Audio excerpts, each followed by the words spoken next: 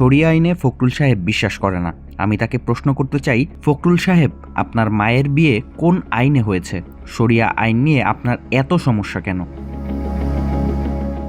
জামায়াতে ইসলামী শরিয়া আইনে বিশ্বাস করে, কারণ শরিয়া আইন প্রতিষ্ঠিত হলে দেশে কেউ ধর্ষণ, চাঁদাবাজি, দুর্নীতি করতে সাহসও পাবে না। সম্প্রতি এমন মন্তব্য করে আলোচনা এসেছেন বাংলাদেশ জামায়াতে ইসলামী গাইবান্ধা জেলা শাখার আমির ও গাইবান্ধা সদর 2 আসনের এমপি পদপ্রার্থী মোহাম্মদ আব্দুল করিম সরকার।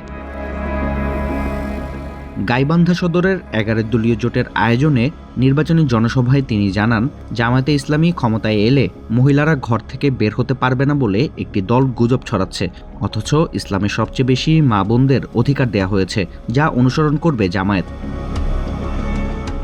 অথচ এর মাত্র কয়েক ঘন্টা আগেই ভোটের মাঠে কাজ করতে গিয়ে ব্যক্তিগত আক্রমণ থেকে বিরত থাকা এবং শালীন ভাষায় যুক্তিপূর্ণ সমালোচনার আহ্বান জানান ডাক্তার শফিকুর রহমান।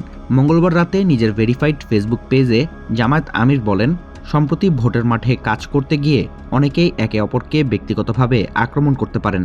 সমালোচনা করার অধিকার অবশ্যই সবার আছে, কিন্তু কোনো অবস্থাতেই তা শালীনতার সীমা অতিক্রম করা উচিত নয়। ডাক্তার শফিকুর রহমান জানান, সমালোচনা অবশ্যই যুক্তি ও শালীনতার সঙ্গে করা উচিত। এমন কোনো ভাষা প্রয়োগ করা মোটেই কাম্য নয় যে ভাষা আমার ক্ষেত্রে বা আপনার ক্ষেত্রে প্রয়োগ করলে আপনি আহত হবেন।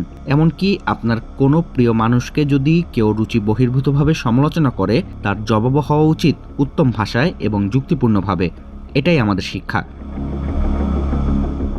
দলের প্রধানের এমন আহ্বানের পরেও কুরুচিপূর্ণ বক্তব্য দেওয়ার অপরাধে গাইবান্ধা 2 আসনে দাঁড়িপাল্লার প্রার্থীর বিরুদ্ধে জামায়াত কোনো ব্যবস্থা নেয় কিনা তার ওপরই নির্ধারণ হবে ভোটের গতি প্রকৃতি, এমনটাই ধারণা বিশ্লেষকদের।